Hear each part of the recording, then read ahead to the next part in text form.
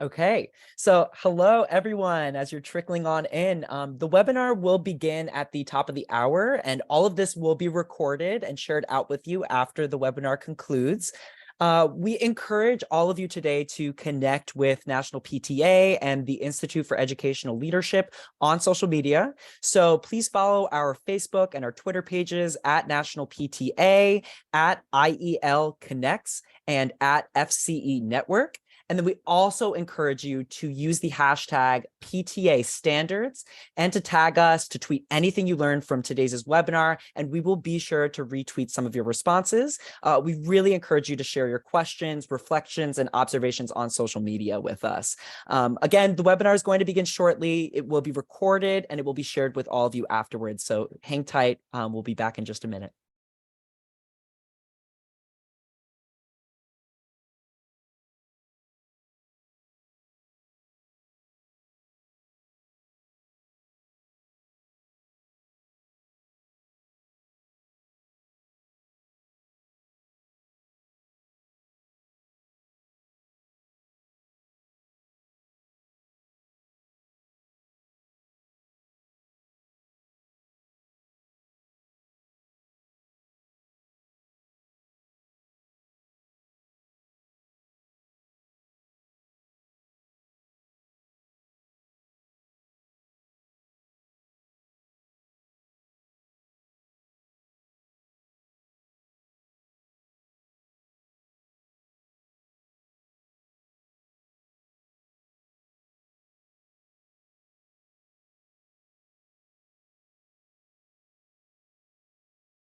All right.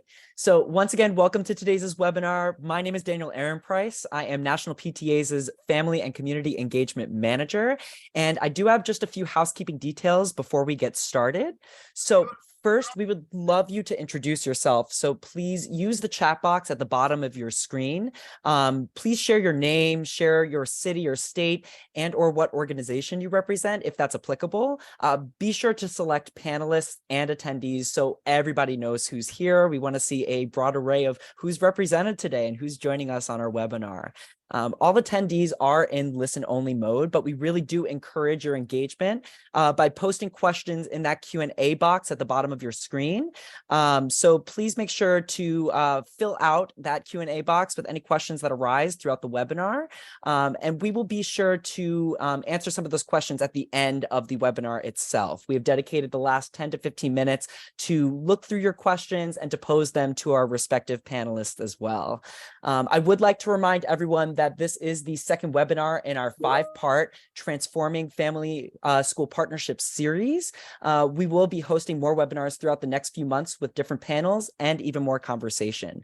Right now, the chat is disabled, but I will be enabling it very shortly, so all of you can put all of your contact information in there, first name, last name, organization, all of that good stuff, and representation of where you're located. I'll add a link in the chat box with some more information on registration for these future webinars. But for right now, I do want to say that National PTA is very excited and grateful to partner with the Institute for Educational Leadership to co-host this webinar series.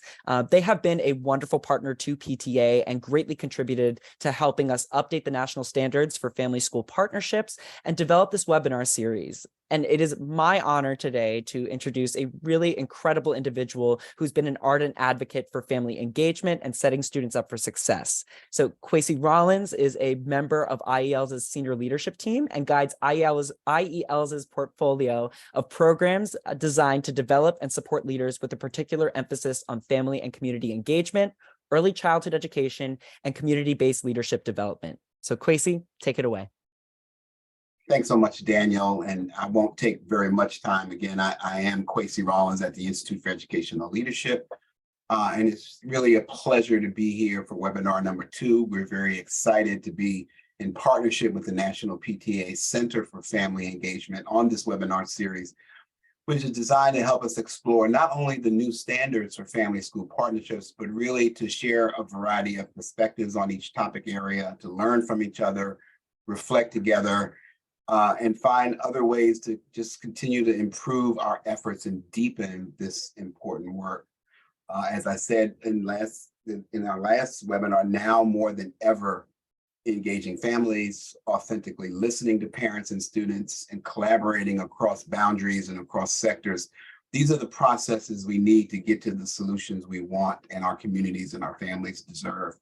Today's topic, communicating effectively, is obviously important, and I look forward to hearing the various perspectives on this topic from our dynamic panel. With that, it's my pleasure to introduce my colleague and dear friend, Helen Westmoreland, who is the Director of Family Engagement at National PTA, where she leads the association in managing their Center for Family Engagement. Helen? Thank you, Kwesi, and thank you to the full IEL team who have just been such incredible partners and us all around great people to work with. We hope we will see many of you at their conference this coming summer, where we will also be sharing a little bit more about the updated national standards for family school partnership. So for those of you who may not know, here at National PTA, our mission is to engage and empower families and communities to advocate for all children. And partnering with like-minded organizations like IEL is so important to helping us be able to achieve that mission. We are an organization of nearly 3 million members working together to make every child's potential a reality. And we are very excited for today's conversation in our Transforming Family School Partnership with PTA's National Standards webinar series. We are all here today because we know families are really important partners to providing a high quality education. And based on decades of research, we know that students whose families are engaged do better in life and in school. And we also know that teachers and schools are better off when they invest in engaging families. So the question for us is no longer if family engagement matters, it's really how we can do that to uplift our communities and our young people and help them thrive. So with this question in mind, for over 20 years, National PTA has developed and recently updated the national standards for family school partnership. These PTA national standards set the bar for how we all should work together to support student success. Since their initial creation, the national standards for family school partnership have been used by PTAs, schools, districts, state education agencies, even the U.S. Department of Education for accountability and support for strong family engagement, including as the foundation for National PT Zone Schools of Excellence program. Before now, the standards were last updated in 2008, and I don't have to tell those of you on the webinar today that a lot has changed since then. So last year, National PTA began the process of updating the national standards for family school partnership with 3 big goals in mind. So incorporating new research and best practice since that time, to integrate the perspectives of families, educators, and young people themselves. So this is not only a research-based tool, but also a tool that reflects the opinions and lived experiences of our communities, and particularly focusing on communities who've been historically marginalized and oppressed by our education system. And then third, to just improve the overall usefulness of the standards. So how do we do that? National PTA partnered with PTAs and other nonprofits across the country to ensure we were hearing from folks who often always had a seat at the table. We are really proud of the inclusive process that we use to listen to over 600 parents, educators, community leaders, young people about what they want for the future of family school partnerships. And we also scanned best practices in the evidence base and engaged an incredible expert advisory group, 2 members of whom are joining us today, Kwesi Rollins and Dr. Sue Hong, to guide this update. So you can expect 4 big things with the updated national standards for family school partnerships. And we encourage you to check these out at pta.org/standards. First, you'll see that the 6 main standards, so those are welcoming all families, communicating effectively, which is the topic of today's webinar, supporting student success, speaking up for every child, sharing power, and collaborating with the community are all still important, and those are still the main 6 standards. Where you'll see the changes is at the goals and indicators level, and those 3 big changes are first, a real explicit focus on equity and inclusion, including guidance to help schools partner with our increasingly diverse families. National PTA is committed to making every child's potential a reality, and we internally always say when we talk about every child, we mean every child. Third, PTA's national standards now reflect a broadened vision of student success that recognizes the important ways that families and schools collaborate around student achievement and well-being. So as many of you know, 2008 was a time much more focused on academic achievement and standardized testing. And this update to the standards has reflected a much more holistic approach to learning and schooling, quite frankly. And then finally, these standards have been updated to be a little more clear in their guidance for who exactly should do what and who we're talking to with them. So with all of that background, let's dive in. Today's session is going to highlight National PTA's second standard, which is communicating effectively. The goals of this standard are to exchange information between schools and families and facilitate parent-teacher communication. The update to this standard really lifts up the importance of providing time, training, and resources for parent-teacher communication, both for families and for educators and administrators, as well as ensuring much more accessible communication practices. So we hope you'll be thinking of a few things as you listen to our incredible group of panelists today, such as if you are providing information to families in ways that are culturally and linguistically sustaining, if your work to promote communication with families and teachers is effective and working to reach all families, and then if you partner with your schools to encourage engagement with a diversity of families. We have 4 amazing panelists today, and Kwesi and I are just so thrilled to be able to bring their incredible experiences to you. So please use the Q&A box. If you have questions that come to mind, we will have plenty of time. At the end of this webinar, we'll also use those, even Stacey will probably use those today as we are asking questions, in fact. So I mentioned Stacey, and let me introduce our incredible moderator. She is one of my favorite people to collaborate with. I love to dream with you, Stacey. I love to plan how we can make the world a better place together. So for those of you who don't have the pleasure of knowing Stacey Grissom, she is the Senior Policy Specialist at the National Education Association, NEA's Center for Racial and Social Justice. Stacey, in her role, advances the association's vision of a great public school for every student by helping NEA affiliates nationwide build strong relationships with parents and community. Stacey, I will let you take it away and introduce the rest of our panel. Thank you for joining us today. Oh, thank you so much, Helen. It is such a delight and a treat to be here with you and Kwesi and our panelists. I'm excited to dig in, and let me tell you, audience, you are in for a treat and some good insight. If you would like to view the full bios of today's speakers, please click the link in the chat. Let's get started. Hee-Jae Lim is the founder and CEO of Talking Points, a nonprofit organization building meaningful connections between schools, teachers, and families through accessible technology.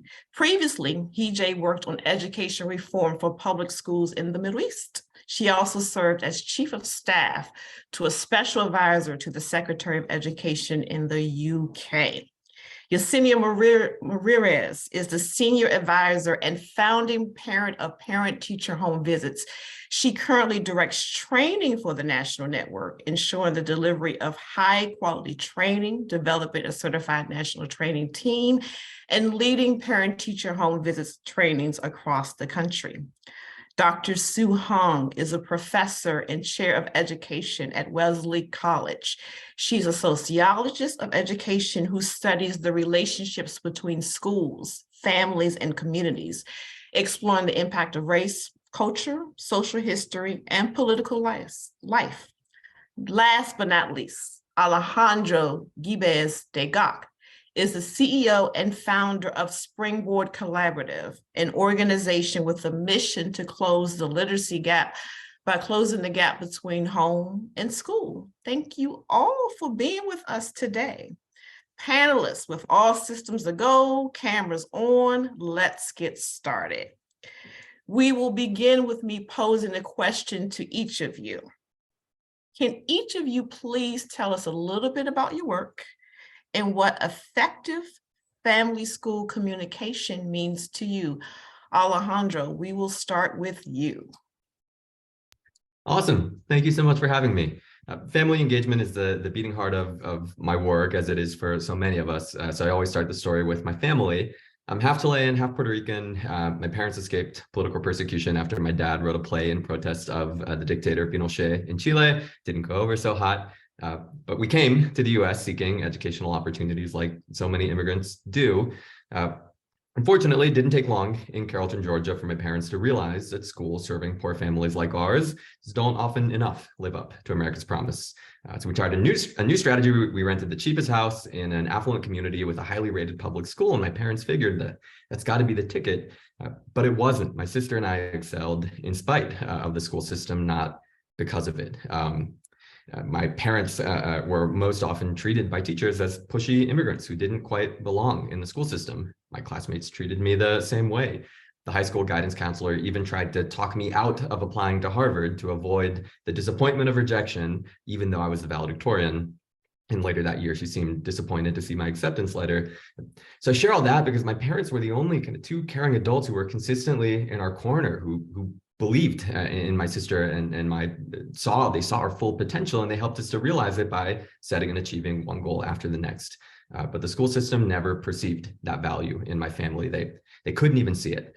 So I carried that experience with me into the classroom. After graduating, I became a first grade teacher in a Puerto Rican neighborhood in North Philly. I could see myself in my students. I could see my parents in their parents. My kids' parents gazed at their children with the same loving eyes with which my parents had gazed at me, the same eyes with which my wife and I gaze at our 1.5-year-old daughter, the same eyes with which you gaze at your kids for the parents in the room.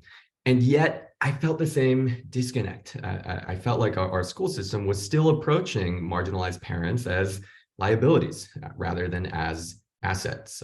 I would hear too many people talking about a kid's home life as a risk to be mitigated rather than a resource to be cultivated. I knew from my lived experience, we were missing a big opportunity, and the research is just as clear. To Helen's point, research finds that parental involvement in their kids' learning is such a powerful predictor of academic success. And yet it felt like our sector was just focusing so narrowly on the 13% of kids' waking hours that they spend in the classroom and missing the opportunity to engage parents in student learning. So long story short, a decade ago, I founded Springboard Collaborative with the vision of closing the literacy gap by bridging that gap between home and school. We do that by coaching parents and teachers to team up and help kids reach learning goals. I can share more about exactly how we go about that. Our vision is for a school system, an education system where parents and teachers work together as a matter of course, right? Where when we've succeeded, people won't even remember the dark days when parents and teachers had to work in isolation rather than working together to support student learning. And I'm excited to talk more about that. Thank you, Alejandro. Dr. Hong. Hi, everyone. It's so great to be here. First of all, I want to thank you for inviting me to be part of this conversation. I come at this issue with a few different experiences, all of them uniquely important. So first, I'm a parent of 2 kids in the Boston Public Schools. So I know firsthand how difficult it can be to navigate the public schools. And I'm also well aware of the privilege I hold when trying to do so. I also grew up as a Korean immigrant kid in Baltimore, raised by parents who valued my education, very similar to Alejandro's story, but who often struggled to understand what parent engagement in the US meant. So for me, school and home were very much these separate worlds that didn't mix well. I'm also a former teacher. So I remember my early years as a teacher in Silver Spring, Maryland, just desperately wanting to be the teacher that I had never had. So someone who could connect with families and partner with them. And then I remember being surprised and frustrated that I actually had no understanding how to actually do that kind of work. So I'm guessing that, the real reason I was invited to be part of this panel is that I'm a researcher. So I teach at Wellesley College. I'm a sociologist of education. And I study the relationship between families and schools. So in my work, I write books. I've looked at the ways in which community-based organizations can support parent leadership and family-school connection. I've also studied teachers. I wrote a book called Natural Allies last year that was about teachers who are committed to family engagement and what does that look like. And now I'm working on a project that looks at how we support new teachers to connect with families. So this question, what does family school communication mean to me? I'll talk about a couple ways that I think about this. So first, I think that it has to be relational and not transactional. So I think that we often think about communication with families as being about something we want from them. We want your child to bring in their homework. We want your child to show up in school. We want your child to work on their behavior. These are probably all things that we've heard before. At least I have. So in this way, communication is transactional. But I think it's more helpful to think about communication as a central feature of a relationship. So one that promotes the development of trust, that exudes caring, and that reflects that we're working together to know and support this child. And then the last thing I'll share, just because I'm trying to be brief, is that we have to move away from communication that's solely problem-driven. Instead, it has to be about the ways in which families and educators help each other see and understand the child better.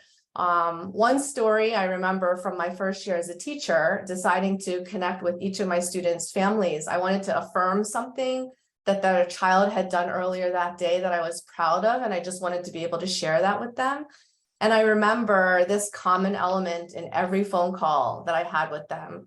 That was that they expected that I was calling to relay a problem and were shocked and surprised that I was actually calling to say something positive about their child.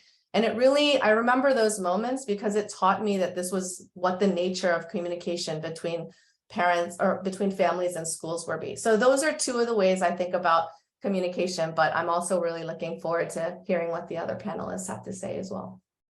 Dr. Hung, what a perfect segue to Yesenia, who leads parent-teacher home visits. Definitely a piece of that particular model, not necessarily emphasizing a deficit-based model in terms of how we work with parents. Yesenia, can you tell us a little bit about your work and what effective family-school communication means to you? Sure. Hi, everyone. Thank you so much for letting me be part of this amazing group, and I feel very honored. My story is a little bit different of what Alejandro and Dr. Hong had shared. I come from also an immigrant family. We immigrated from Mexico. I come from a very abusive home. I come from a home where education was not valued, where my parents were never, ever at our school. I come from a home where I was physically, emotionally, and I can share it with the world, and I have for many, many years, where I was sexually abused by my father. So I come with a lot of baggage, and I was very, very fortunate to have found a resource teacher in my first grade who taught me the passion about education and taught me the passion about reading, and in her own way tried to show me that there was a different world out there and not just what I was living. But of course, as an abusive child and growing up, the only thing that I ever thought about was to be old enough to get away. And I got away when I was 16 years old. I got married, and of course I went from a very abusive home into a very abusive marriage in which I was for 19 years and had 6 beautiful girls. And when I had my girls, I wanted to change the world for them. And I had no idea on how to do that. But I knew that education was a big part of that. The education that I didn't have an opportunity to have at that point.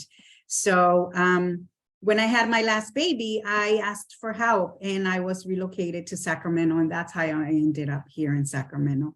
So to answer the question that was asked, to me, communication means everything. I had knocked at the door at my child's school because my oldest baby, who is now 38, was in 5th grade and was reading at a 1st grade level. And I had no clue. I had no idea how to help her. For me, the barrier was not the language. I knew how to speak English. For me, the barrier and the disconnection was the way school talked about education and what I understood about education. That was a disconnection for me, and I needed help.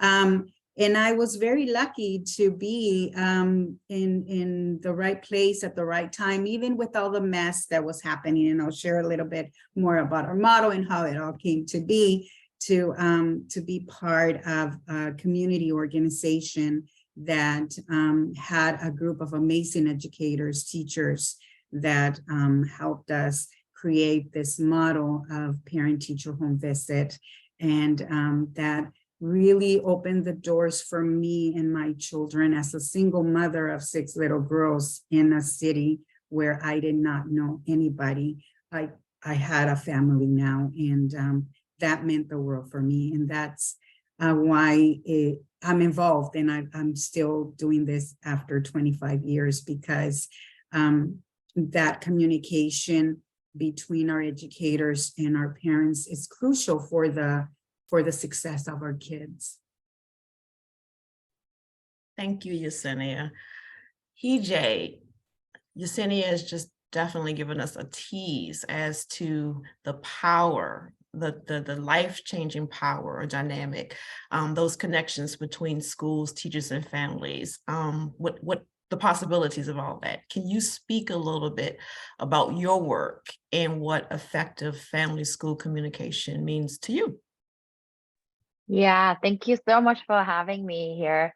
So a very similar story. I was born in Korea, and when I was 8, my whole family moved to England, and we settled in the suburbs of London. And about 2/3 of the public elementary school I went to were Korean immigrant parents, and I saw my mom becoming a very introverted, shy lady, not a natural leader, but she became this parent leader in the Korean immigrant community we grew up in, because she spoke a little bit of English. She kind of got the system.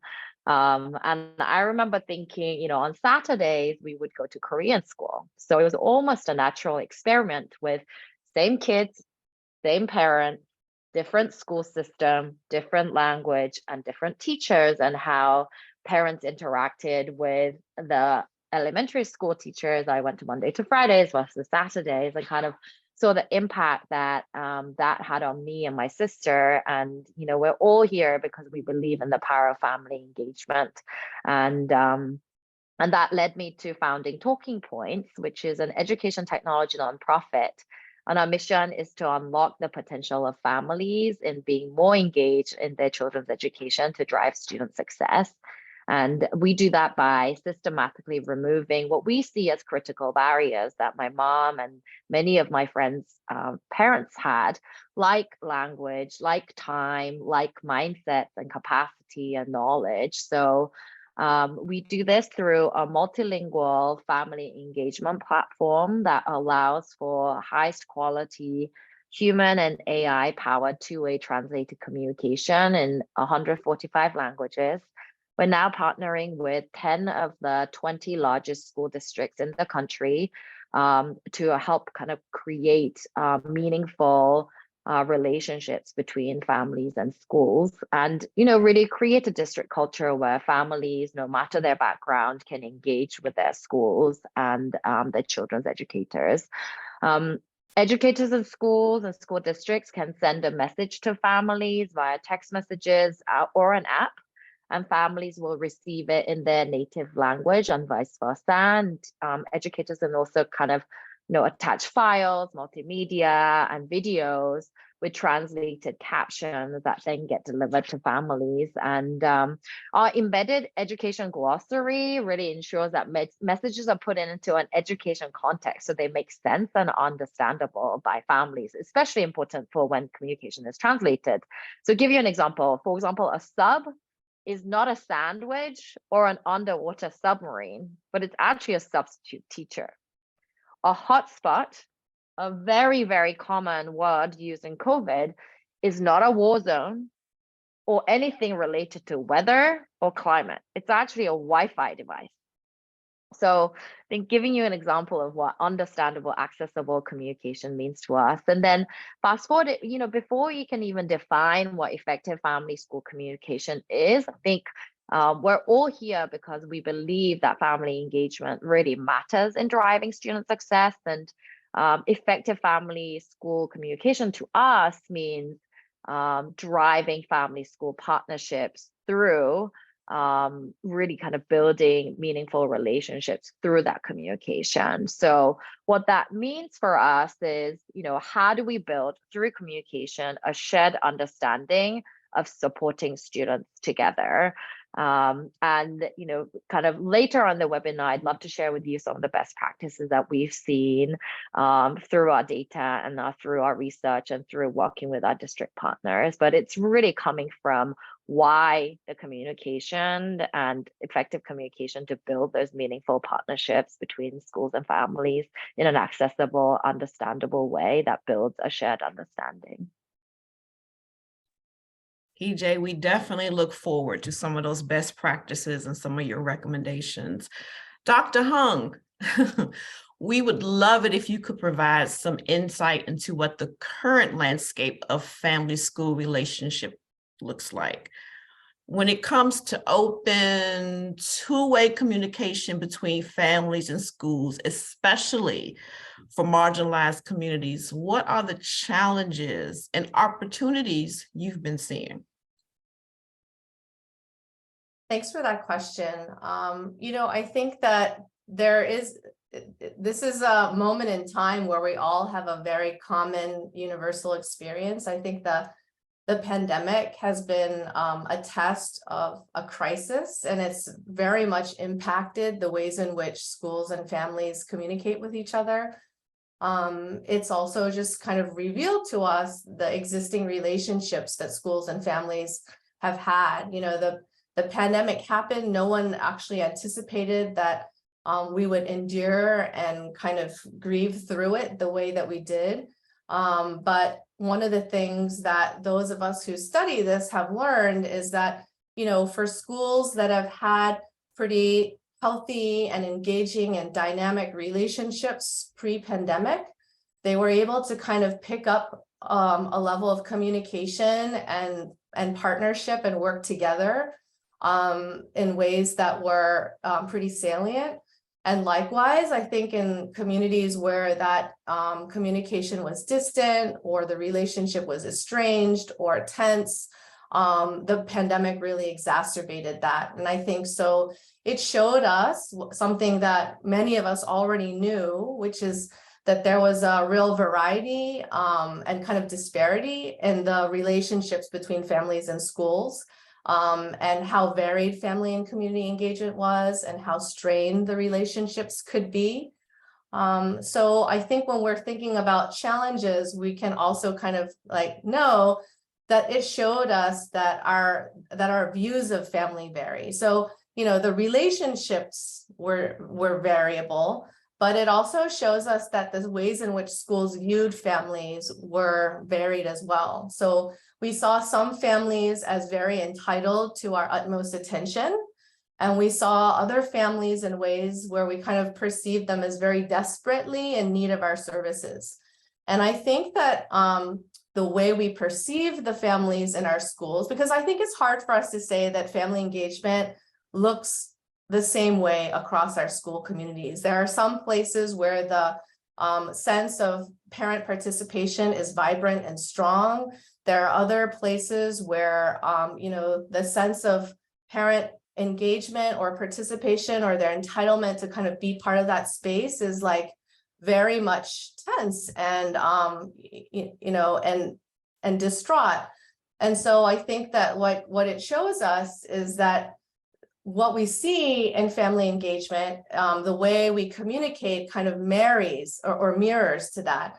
So in a lot of ways, it perpetuates the inequity that we see in our schools in the same way that the pandemic kind of raised that issue for us. So I think what we learned from that is that, without having intention or purpose, family engagement will perpetuate the inequity of our schools. But I really like to think about family engagement as transformative, right? So how can it be transformative? If we like understand that there are kind of issues that we have to work out, especially, you know, with educator or school relationships in, you know, historically marginalized communities, I do believe that in all of those spaces, family engagement can be a transformative key to rebuilding our schools through an educational justice model. So how, you know, what would that look like? You know, I think that we would need to focus on relationships versus programs. And I'm going to kind of do these side-by-side comparisons because I think it like kind of, you know, it's a little bit exaggerating, but it kind of helps us show like where our tendencies might lie and where we could kind of, how we could behave or engage instead. So I think we could focus on relationships versus programs. I think that schools have like, you know, we can have a tendency to build parent education programs, or we think parents need support in this way. So we want to kind of create these workshops for them. And, you know, like I said earlier in my intro, I think that there has to be a real relational focus on how we engage families that's built around establishing trust, and that's built around positive communication and kind of seeing and knowing our families. I also think that we could focus on learning and listening to our families versus telling and showing. So I think like, even if I think back on, you know, my very first set of parent-teacher conferences, I was very nervous in that moment as a first-year teacher. I didn't really know what I was doing, but I felt like, oh, if I can just really prepare well, then I'll be ready for this. And so I remember having my room straightened up and having student artwork on the wall. I had kind of prepared this folder and a packet with student work, and students wrote a letter to their families. I had all of these kind of materials ready to go because my focus was really on kind of getting that parent in the room, telling them what I knew and what I could show them about their child. And the focus was like, let me spend this 10 or 15 minutes I have with them, just telling them and showing them. And my big failure during that first set of parent-teacher conferences is that I hadn't built a relationship with the families, so barely any of them came. I was a new teacher. You know, they didn't know who I was, and they were not accustomed to kind of being in the school in this way. And so I kind of sensed a moment of failure when I realized that, you know, only a handful of families came up for the conferences.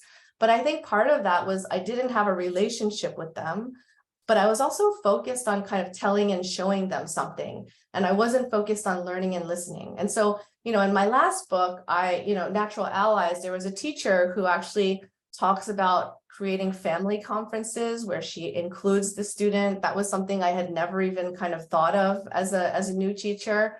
And one of the things that this teacher will say is, in October, what do I know about this child? Like, it's my job as a teacher to just be present and listen to this parent or this caregiver and learn from them about the ways in which they can teach me to know and understand that child. So I think that focus on learning and listening versus telling and showing is important. And one more thing that I would say is that I think that when we think about family engagement, we're often kind of locked into like these universal practices that schools have, whether they're PTAs or bake sales or parent-teacher conferences or back to school nights. And these are often practices that are centered on the school. They're school-centered, right? But I think that we can think about the ways in which we create experiences for families that are family-centered instead of school-centered. So what do families want? How do they want to engage in the school? You know, what time of day, like what schedules should we be concerned about, you know, what languages. So, you know, I think that for a lot of our multilingual communities, we kind of still insist on having school meetings be mostly in English. But I was with one of the teachers in Natural Allies who has a past experience as an interpreter. And one of the things that she shared with me was that she actually encouraged her school to buy interpretation equipment. So it's not even it's not very expensive. You have someone in the school who can translate. They put on the main headset. So while you're having a meeting where the principal is talking or teachers are sharing, that person is in the back of the room providing simultaneous translation into Spanish or Mandarin. And anyone who needs that language support comes in and gets a headset and they sit down in the same cafeteria with everyone else. And while they're listening to that session, they can participate because they have simultaneous interpretation of that event and that conversation coming through their headset. So thinking about linguistic diversity, thinking about the location, where are we meeting families? I think, there was a school that I worked with in Charlestown and Boston that found that when they were trying to reach out to families to talk about, preparing their kids to apply to college, they had a difficult time getting parents to show up. But then they understood that a lot of the parents were working in Chinatown, in restaurants. And one year they decided to bring that workshop into one of the community spaces in Chinatown. And they had 100 parents show up. So thinking about language, thinking about parents' lives, thinking about childcare and meal, these things kind of help us think about family school communication as family-centered versus school-centered.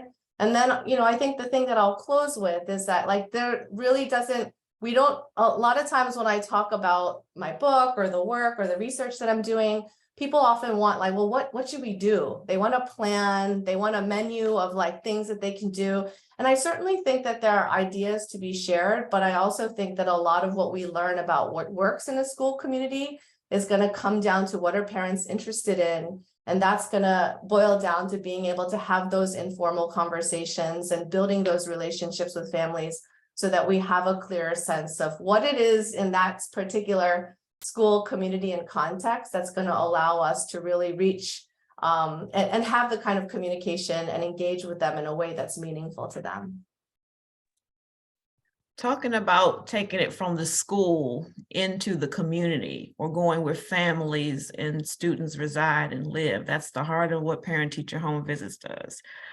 It is a wonderful organization that prioritizes building trust and relationships between families and educators. And no, you do not hear any bias in my voice, just because Parent-Teacher Home Visit happens to be one of NEA's most trusted partners, or that Yesenia sometimes is my partner in crime, like Helen. No, you have no bias.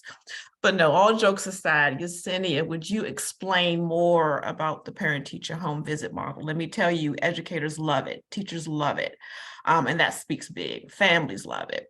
Would you tell us a little bit more about the model and elaborate on how it helps families be a part of their child's educational experience? Thank you, Stacy.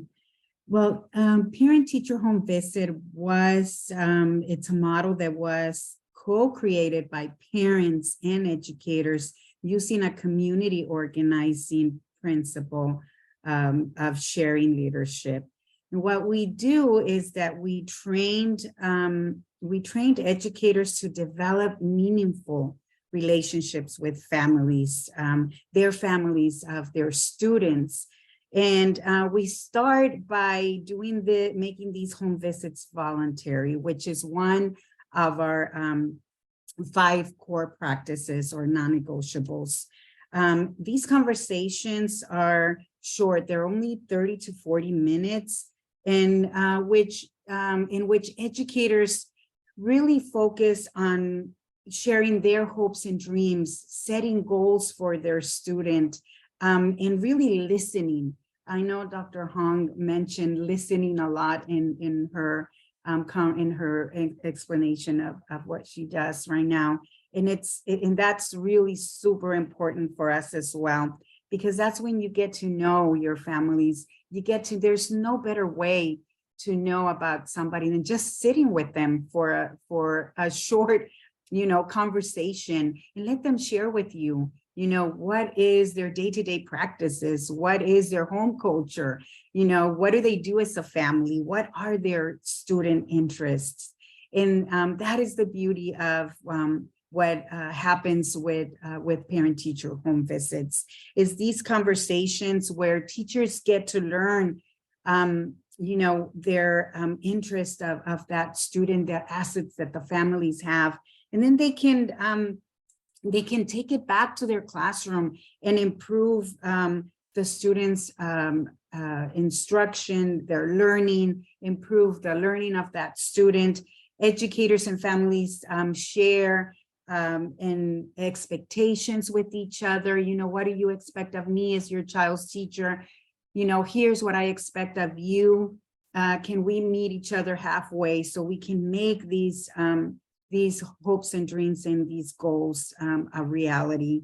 So the conversation really is, it's really natural for our educators, and it really leads them into how can we make these hopes and dreams, these goals come true? And how can we really become co-educators?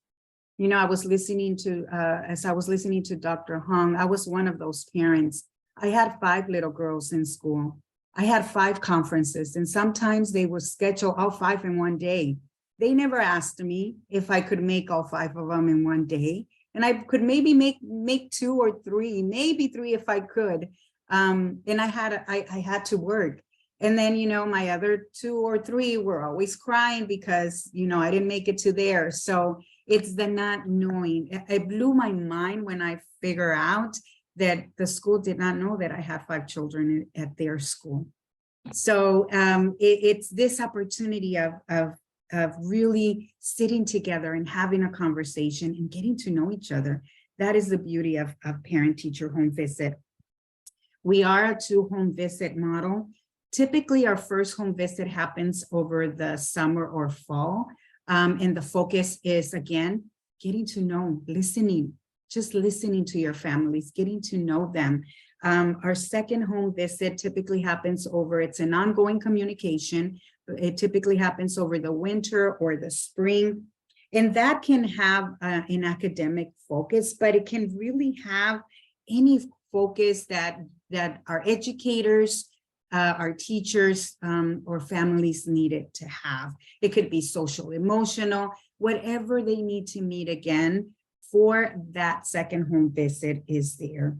But again, our goal with our home visits, it's really to get our educators and our families really building those relationships, building that communication, and building that trust, because that's what's lacking. If our families don't trust, you can have all the meetings you want, you can have all the programs you want, but if they don't trust you, they're not going to come.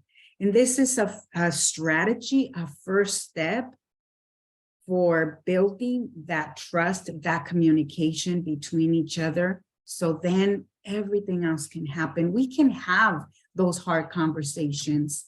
We absolutely can, but we have to build trust and relationship between each other. So that is the beauty of parent-teacher home visit. We work in collaboration with our districts, our schools, and our beautiful educators across the country, our beautiful teachers that are the ones that are doing the work, that are out there going and building relationship and changing our children's lives in our communities. Thanks, Yesenia. Yesenia talked quite a bit about some of the barriers she experienced as a parent, getting connected, staying connected with her girls' educational experience, time, mindsets, capacity. When you teased what Talking Points does a little earlier, it was fascinating, very forward thinking, the idea of technology and AI, powered technology that would allow teachers and families and students to be connected. Can you speak a little bit more about what strong family engagement looks like? And do you have any advice for our audience on establishing more equitable channels of communication between families and schools? Yeah, absolutely. So we believe, technology is a means to an end for building those trusting, meaningful relationships between families and schools. So, the digital tool that is Talking Points facilitates those relationship building, but it's really about how you use it that makes the difference in building that trust that Yesenia talked about. So we think about, kind of building trust being a two-way communication, listening and talking, and not just blasting with one-way communication that often happens from the school district to the families. And that two-way communication to go home in a way that is understandable and accessible. I imagine, if you're getting an IUP report as a family in a language that is not your native language, full of lingo, that could be really hard to understand. Or often educators are sending communication home in a way that requires a reading level that's high school or college graduate, but not necessarily all families have that level of literacy or education level. So communication has to be understandable and accessible by families in a linguistically diverse way, and really meeting the families where they are. It also means that for families and schools to be true partners in their student success and well-being, that academics, behaviors, and homework are discussed. And it's not just about events and logistics. And discussions, happen in an actionable way, so families can have takeaways from those conversations. And in order to enable all of this, that positive connection to be made earlier in the school year, and Dr. Hong referred to a little bit of this earlier. And specifically, we did a survey of thousands of teachers and families last summer, and the results show that while many conversations focus on logistics, both educators and families actually really want that deeper student-centered information. So as an example, families want to hear more about academic progress and behavior reports, but teachers also really want to know from families the socio-emotional challenges and important family circumstances that might impact their teaching. So there is this shared incentive and kind of goal between families and schools that effective communication can really build. And as we look to the future, much of the focus at Talking Points is facilitating both educators and families move beyond the logistics to deeper conversations on the digital platform to support student success. And there are also a variety of barriers that you referred to, Stacey, that makes it really challenging for both families and educators to connect. So, for example, many families don't have email accounts, especially newcomer families, and many aren't comfortable communicating in English or even a mobile app, which makes text messages a really effective way to get in touch with families. We are also making kind of additional support for other barriers like lower literacy levels, hence the videos or audio, speech to text, text to speech functionalities, or kind of, if the US education system is new as a parent, as my mom was to the English school system, we offer support like Education One-on-One tool that really kind of explains the educational concepts that parents might be encountering as well. So we really think about what does accessible and understandable information means to families, and how do we make it easy and convenient for school districts, schools, and educators to communicate to families. So another example is when teachers are writing the communication, we flag if that communication is above a 5th grade reading level and suggest changes to how that communication is written, so that it is really written for kind of accessibility to all families and so on. So I think, all this is to say, really thinking about removing those barriers to equitable family school partnerships, I think, is the key to success when we think about effective communication and meeting families where they are, and really making sure that there is a shared exchange of information to enable that shared learning as well. Alejandro, EJ talked about gaps between families and schools, and those barriers lead to gaps. And Springboard Collaborative specifically and explicitly emphasizes in your mission that you're about closing the gap between home and school to help our youth read by grade 4. Can you explain what closing that gap looks like? What does success look like in your experience? What practices do schools need to implement to actually ensure and foster better channels of communication between families and the school? Yeah, it's a great question. And I'll try to be as practical as I can be. We've learned a lot over the course of the last decade, and we've codified our method and open sourced our method for how to get parents and teachers to work together and accelerate student learning. We call that method Family Educator Learning Accelerators, FELAs for short. They're 5 to 10 week cycles during which parents and teachers team up to help kids reach a learning goal. And they've got 6 really basic steps that in combination are powerful. So the first, it'll be no surprise given everything folks have shared on this call, building relational trust. And of course, trust is something that you want to build over a long period of time, but we found that even a 20-minute team building conversation is really predictive of whether a family does or doesn't engage in the remainder of the goal setting cycle. So that's step 1. Step 2, parents and teachers need to look at the same information about student learning.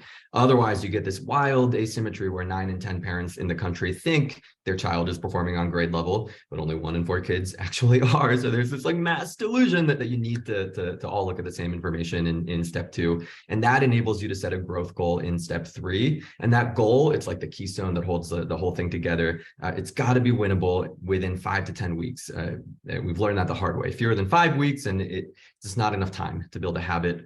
Longer than 10 weeks and the finish line feels so far away that it's hard to motivate behavior change. So people don't want to march through a tunnel if they can't see the light on the other end. And that's true of anything with like a delayed gratification, whether it's reading with your kid or going to the gym, right? It's the reason that New Year's resolutions don't work, but like February resolutions do. So we kind of shrink, bring the future into the present through that short goal setting cycle. Step 4, practice, practice, practice. So you're off to the races during that 5 to 10 week stretch. Kids are practicing with their educators in the classroom. It can be in person, it can be virtual, it can be a teacher, it can be a tutor. Kids are also practicing with their families at home, and we provide families with resources so that even if they've only got 15 minutes to support their kids' learning, they know they can feel confident that they're going about that in an impactful way. And then the whole team has to practice together at least 4 times over the course of the cycle, parents, teachers, kids together. We typically do that through a weekly or bi-weekly workshop in order to share skills and strategies and just be a team. Step 5, at the end of that 5 to 10 week stretch, you measure progress. You see how kids did relative to their goal. And the very final step is to celebrate together. And that's more than just a feel-good moment, though it is a feel-good moment. That's what crystallizes the lasting habit. For teachers, the light bulb goes off, and parents are the co-teachers I never quite realized that I had. They're the tutors hiding in plain sight, that this job isn't as lonely and daunting as I've experienced it to be. And you don't put that mindset back in the box. And then for parents who have the experience of, I just set and achieved a goal with my kid, especially for families that don't have that experience often enough, that's what crystallizes the lasting habit. So we use that method in the context of literacy. We recommend that districts do FELAs 3 times a year, a 5-week cycle during the summer to prevent regression and help kids make progress. 10-week cycle in the fall once teachers that have identified who are the kids and families that most need a boost. And then a 10-week cycle toward the end of the academic year as a sprint through the finish. In terms of your question about how that closes gaps, it's really powerful. What we see is that in districts that can struggle to get families to show up for report card conferences, our weekly workshops average 88% parent attendance. For every hour that a teacher leads a workshop, parents deliver 25 hours of one-on-one academic support at home. That's kind of the force multiplier in what we do. And the result is that kids make a whole lot of progress. Even though it's a short 5 to 10 week stretch, kids average a 3 or 4 month reading gain, closing the gap to grade level by about half in not a whole lot of time. And the habits persist too. We see that even 6 months after one of the short cycles is over, parents are still supporting their kids reading for 19 more minutes per night than before the intervention ever started. So the hope is that method can be useful when you try to figure out like whether it's in reading or across grade levels, across content areas, what might it look like to start helping parents and teachers team up so that they can get more done together than anyone can do individually. Go to some of the great questions from the audience. Actually, I'm going to give this one to Alejandro. Actually, since we just finished with you, what would you say, Nikki Spector offers this question, is the best way to solicit some feedback and some input from families? Oh, it's a great question, and maybe this is too simple an answer. It's to ask, to engage in dialogue, and parent-teacher conferences are a natural moment to do that and to have a conversation. Yeah, and there's plenty of tools out there with which that facilitate that dialogue. We recently did a focus group, and a teacher who had done Springboard programming for a while shared how she was able to take kind of the practices within the program and translate them into her classroom practice. And what she shared was that in advance of every parent-teacher conference, she takes the assessment results from the classroom, she writes up a little blurb so that each family can actually understand what that means. You know, is your kid on track? What are their strengths? What are they struggling with? And what's the one thing you can do at home to support their learning? She pulls together resources for that family to help them reach the goal. And then they talk about that at the parent-teacher conference. Between one conference and the next, she checks in with the families, how's it's going. She shares additional resources. And at the next conference, they're able to celebrate progress and set the next goal. It's kind of the FELA method, everything I just shared, but just embedded into that teacher's foundational practice. And if you looked in the eyes of every other teacher in that focus group, they were simultaneously admiring, right? Like, I wish I could do that, and like kind of upset, like in what world am I going to spend an hour? This teacher spent an hour on every kid prepping for parent-teacher conferences. But what I'm heartened by, and it's a little bit what he just been talking about, is that I think tech can play a critical role there. That everything outside of the relationship and the dialogue, everything outside of that can and should be automated. We're building and spinning out an ed tech company called Paloma that'll facilitate that, that'll translate the classroom-based assessment into a family-friendly score report. There's no reason a teacher should have to write those out by hand. That'll set the learning goals automatically, that'll curate the resources and the content so teachers don't have to go and hunt and peck for the right tools, and do all the work on the back end so that any teacher, without kind of having to spend 30 hours to get ready, can walk into that parent-teacher conference and engage families in a very different kind of dialogue. Thank you, Dr. Hung. You talked earlier about rebuilding schools through a justice model. That's definitely a priority for NEA. I'm in the Center for Racial and Social Justice. I know it's a priority of IEL, also the Center for Family Engagement. So can you, Sherry Williams asks, can you speak more about rebuilding schools through a justice model? Sure, I'd be happy to. So I think one of the things that's important is when we're thinking about education justice, we want to think about power. And so what are the ways in which schools have traditionally kept power and kept decision-making and decided what's best for families, you know, kind of without engaging them? Really try to move outside of that and thinking about the ways in which we can share power, have parents be part of decision-making. And so I think that's an important dimension. I think it's important for parents. We've talked a lot about the ways in which parents and teachers can communicate with each other, but I think that being able to share power and thinking about educational justice means that we're also thinking about the ways in which parents and caregivers can be connected to each other. This kind of addresses like another question I think I saw somewhere in the Q&A, which is like, you know, when we're able to connect families with each other, then they're able to kind of talk across their experiences and sort of think about the shared concerns that they have. So it's not just kind of my issue or my question related to my child, but that there's like a sense of solidarity among families in the school. And so I think those are just like a couple ways that we can kind of think about it through like an educational justice lens. Perfect. PJ, effective communication is a great topic.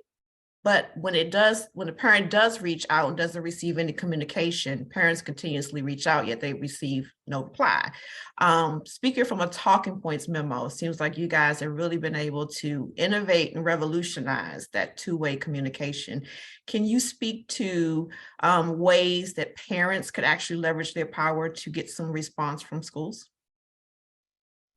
Yeah, gosh, that's really tricky.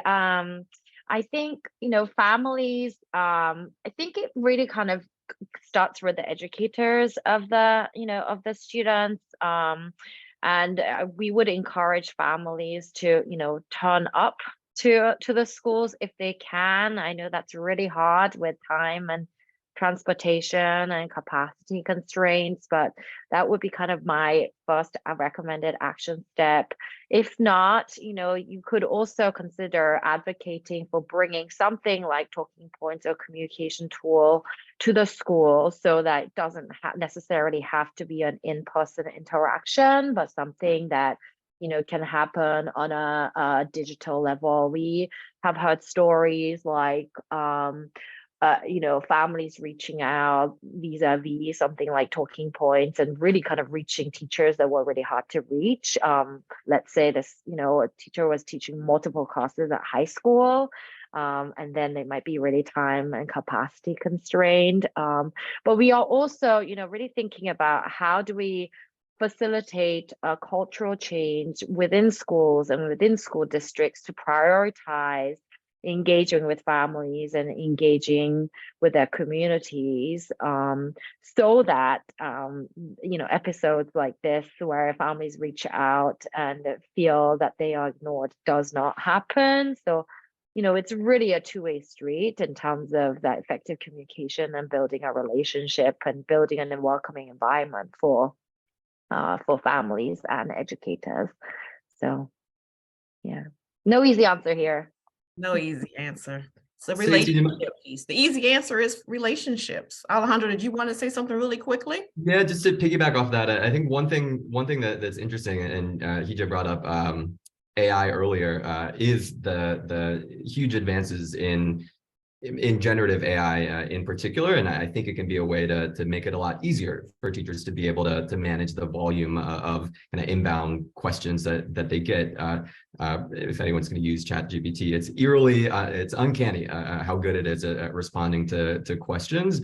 I think there's potential to train that same GPT-3 technology on really high quality family facing content, so that when a parent does ask a question to an educator, we can tee up a response, and at the end of the day, that teacher sees like the 15 questions that came in and 15 really high quality responses to those questions, the right resource in the right way, make edits as they see fit, and then communicate with families, hitting send all at once.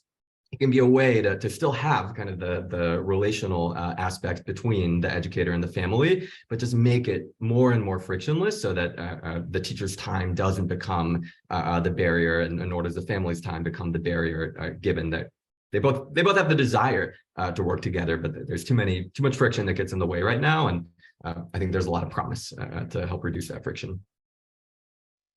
Thank you. As we start to actually wind down, excuse me, I can't speak. Sorry, we can't get to all the questions, but we love them. We need them. Want to hear more from you. You can feel free to email familyengagement@pta.org. I'm going to pass it over to Kwesi for a reflection before we actually start to get out of here. Kwesi? What are you here today? What are some of the takeaways? Well, there's a lot. And this has been really a rich conversation. I think this last body of questions really goes back to something that Dr. Hong raised in her remarks initially, which, communication is a central feature of a relationship, right? And so isn't that so true in all our relationships? If we're not communicating well, we may not actually have a relationship. And so much of the being connected with families and vice versa has to do with, do we have a relationship with families? And even in the pandemic, in the worst moments of the pandemic at the beginning, those schools and those educators and other folks that actually had meaningful relationships with families, we're in a better position to maintain connection and maintain communication. And so that's one of the lessons coming out of that. We also learn that once parents have the right tools and the right connections, that they can really be engaged via Zoom in virtual settings, which is a whole nother piece in terms of just the creativity of schools to use technology to enhance our connections. I think, the title of your book, Sue, I keep picking on Dr. Hung, but, Natural Allies, what a great title, right? And I think what you said is so true, that the way schools and the way educators perceive parents affects the extent to which we communicate and make assumptions about them. And so what would seem on the surface, and it makes sense that educators and families be natural allies, is not always the case.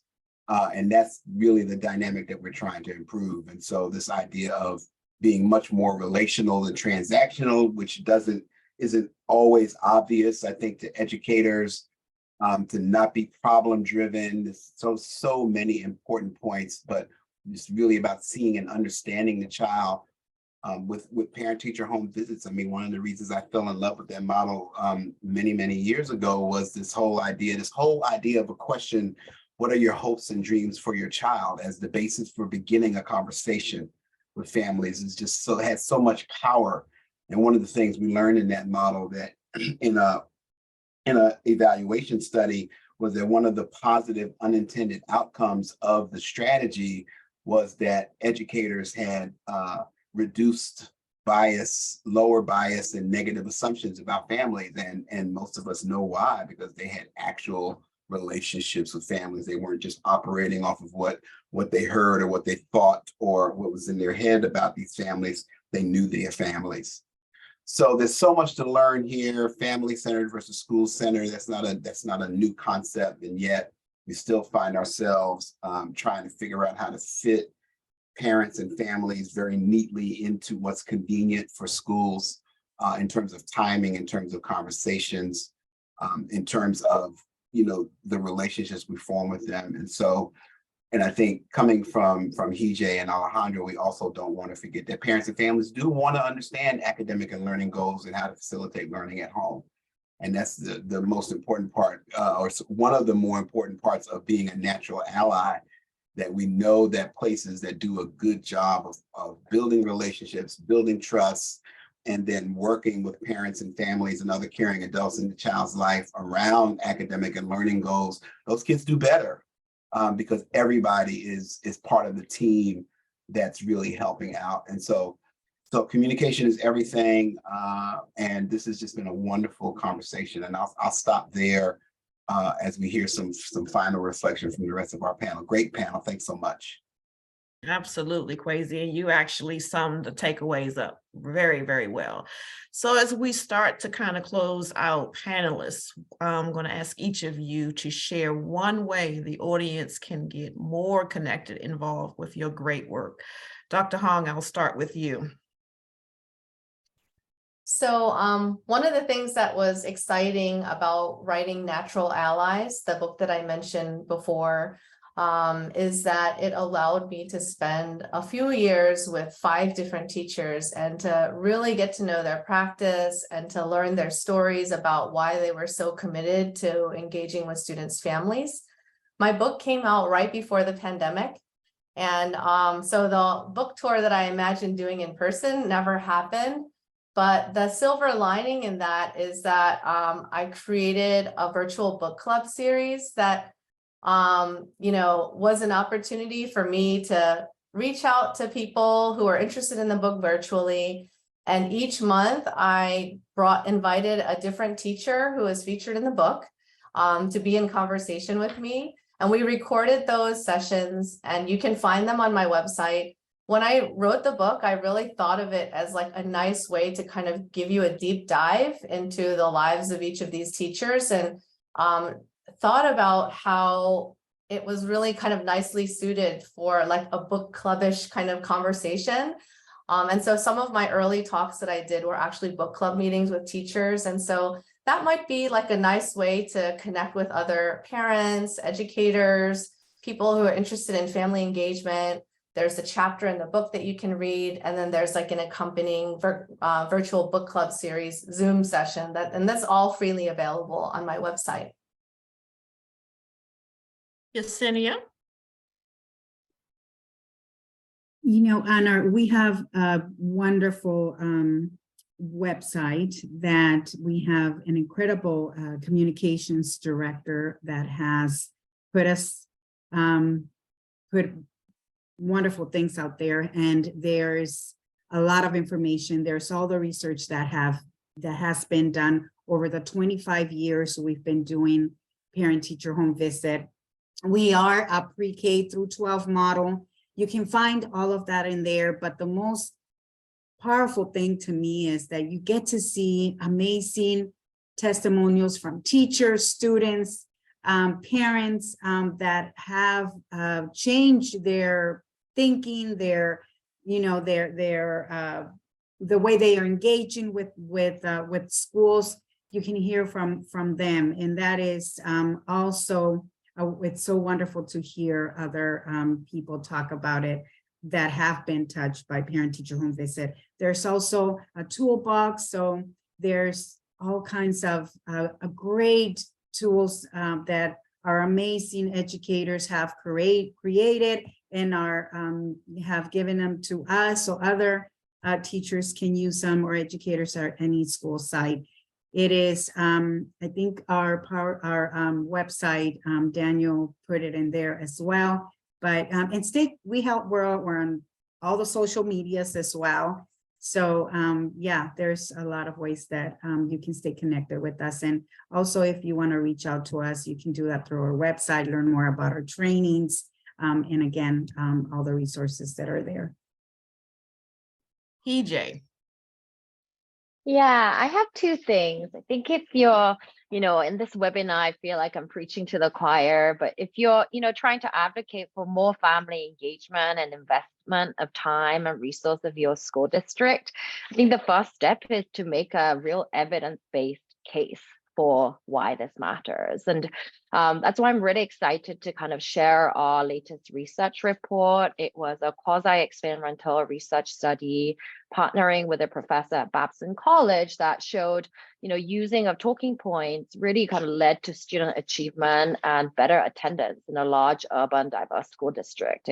The results were pretty phenomenal. It was 7 months additional learning equivalent in math, and 15% reduction in absenteeism. And what we're most proud of is that these improvements were more significant for traditionally underserved students. So ELL students, SPED students, Black and Brown students. So I think hopefully this pushes the field in really making the evidence case for family engagement.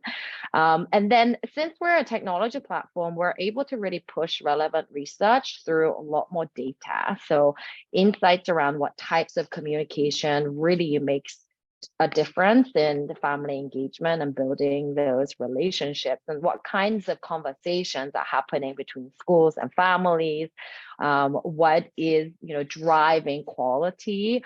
So we're going to share our kind of first take on the best practices and the insights that we've driven through a webinar in March around quality and quantity of communication. So we would invite all of you to attend, and I think Daniel will be sharing links to those resources.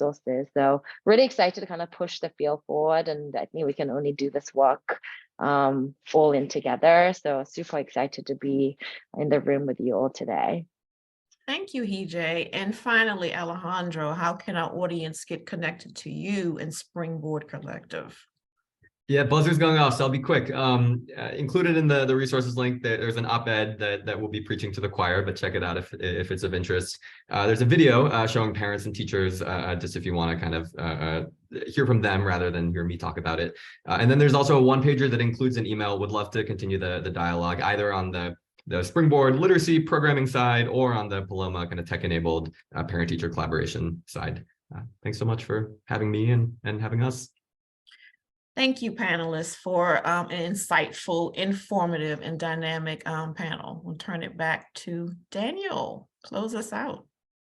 Thank you so much, Stacy. So I am closing us out today. So I just want to once again thank everybody. Thank our incredible moderators, Stacy Grissom, for joining us today, to Alejandro, to Hije, to Yesenia, to Dr. Hong. Thank you so much for taking your time to be a part of this incredible conversation. And for all of you that are watching and they're watching this recording, thank you for joining us and for hopefully pushing family engagement even further within your localities. So before I close out as well, I would like to remind everyone that the session was in fact recorded.